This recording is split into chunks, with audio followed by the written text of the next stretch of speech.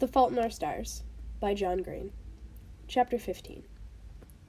A few days later, at Gus's house, his parents and my parents and Gus and me all squeezed around the dining room table, eating stuffed peppers on a tablecloth that had, according to Gus's dad, last seen use in the previous century.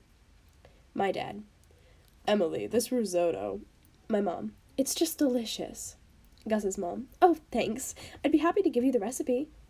Gus swallowing a bite: "You know, the primary taste I'm getting is not orange, eh?" Me: "Good observation, Gus. This food, while delicious, does not taste like orange, eh?"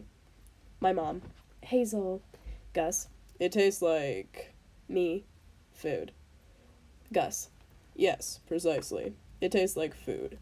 Excellently prepared, but it does not taste... How do I put this delicately?" Me: "It does not taste like God himself cooked heaven into a series of 5 dishes, which were then served to you accompanied by several luminous balls of fermented, bubbly plasma, while actual and literal flower petals floated down all around your canal-side dinner table." Gus: "Nicely phrased." Gus's father: "Our children are weird." My dad: "Nicely phrased." A week after our dinner, Gus ended up in the ER with chest pain, and they admitted him overnight, so I drove over to Memorial the next morning and visited him on the 4th floor. I hadn't been to Memorial since visiting Isaac. It didn't have any of the cloyingly bright primary color painted walls, or the framed paintings of dogs driving cars that one found at Children's, but the absolute sterility of the place made me nostalgic for the happy kid bullcrap at Children's. Memorial was so functional. It was a storage facility, a crematorium. When the elevator doors opened on the 4th floor, I saw Gus's mom pacing in the waiting room, talking on a cell phone. She hung up quickly, then hugged me and offered to take my cart. "I'm okay," I said. "How's Gus?" "He had a tough night, Hazel," she said. "His heart is working too hard. He needs to scale back on activity. Wheelchairs from here on out. They're putting him on some new medicine that should be better for the pain. His sisters just drove in." "Okay," I said. "Can I see him?" She put her arm around me and squeezed my shoulder. It felt weird.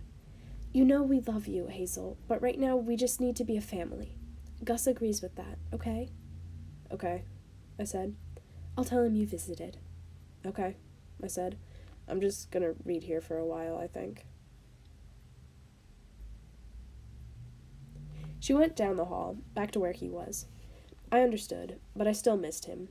Still thought maybe I was missing my last chance to see him, to say goodbye or whatever. The waiting room was all brown carpet and brown overstuffed cloth chairs. I sat in a love seat for a while, my oxygen cart tucked by my feet. I'd worn my Chuck Taylors and my "Ceci n'est pas un pipe" shirt, the exact outfit I'd been wearing 2 weeks ago before on the late afternoon of the Venn diagram, and he wouldn't see it. I started scrolling through the pictures on my phone, a backward flipbook of the last few months, beginning with him and Isaac outside of Monica's house, and ending with the first picture I'd taken of him, on the drive to Funky Bones. It seemed like forever ago, like we'd had this brief but still infinite forever.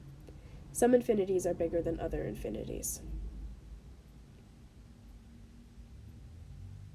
2 weeks later, I wheeled Gus across the art park toward Funky Bones with one entire bottle of very expensive champagne and my oxygen tank in his lap. The champagne had been donated by one of Gus's doctors, Gus being the kind of person who inspires doctors to give their best bottles of champagne to children. We sat, Gus in his chair and me on the damp grass, as near to Funky Bones as we could get him in the chair. I pointed at the little kids goading each other to jump from ribcage to shoulder, and Gus answered just loud enough for me to hear over the din. "Last time, I imagined myself as the kid. This time, the skeleton." We drank from paper Winnie the Pooh cups.